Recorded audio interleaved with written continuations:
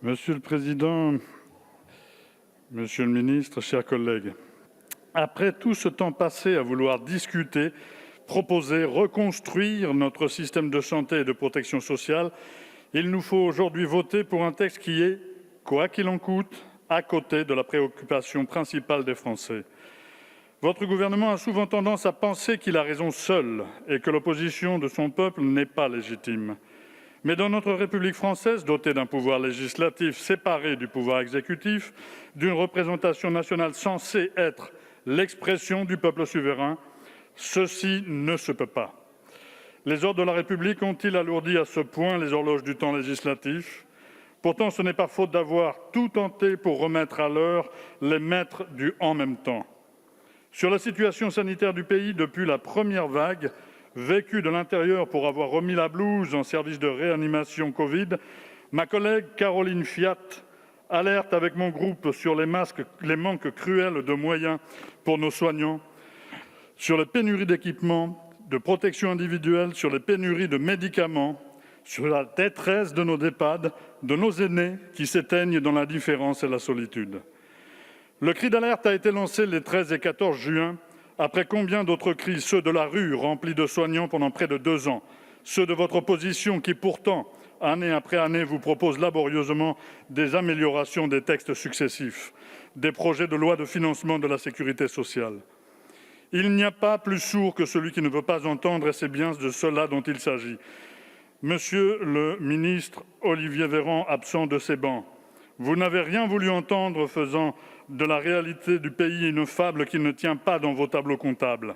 Bien avant cette crise que nous vivons tous, mais qui statistiquement touche quand même les plus faibles d'entre nous, nos hôpitaux étaient en tension extrême par manque de moyens, de personnel, de reconnaissance, sacrifiés sur l'autel de la rigueur budgétaire que vous imposez à tous, sans pour autant devoir la subir vous-même. Et qu'avez-vous fait ? Encore des suppressions de lits, encore des regroupements de services, un peu plus de moyens au privé lucratif. Pour patienter et pour calmer les demandes de l'opposition, vous avez accepté quelques rapports dont la lecture ne vous a pas plu et qui vous ont conduit à en commander d'autres, plus consensuels, plus lisses, moins humains, plus comptables. Voilà pour votre gestion indissociable de celle de votre prédécesseur Agnès Buzyn. La différence, monsieur le ministre, absent de ces bancs, Olivier Véran, c'est que vous êtes au cœur de la crise Covid. Nous nous faisons les porte-voix de cette Assemblée pour dire que vous êtes au front tous les jours et que personne ne peut vous le contester. Et vous êtes au front bataille après bataille, vague après vague, et vous continuez à regarder cela à travers vos lignes et vos colonnes, vos chiffres et vos budgets, vos courbes et vos trajectoires, sans jamais prendre en compte la souffrance de ceux qui soignent et celle de ceux qui ne peuvent être soignés. Ce PLFSS aurait dû être le budget de l'honneur retrouvé, de la grande communion nationale que vous appeliez de vos vœux, mais vous ne mettez rien en œuvre pour que nous puissions nous retrouver. Au contraire, vous fracturez notre solidarité nationale. Pour la première fois depuis 75 ans, la sécurité sociale sera financée majoritairement par l'impôt et non plus par la cotisation sociale.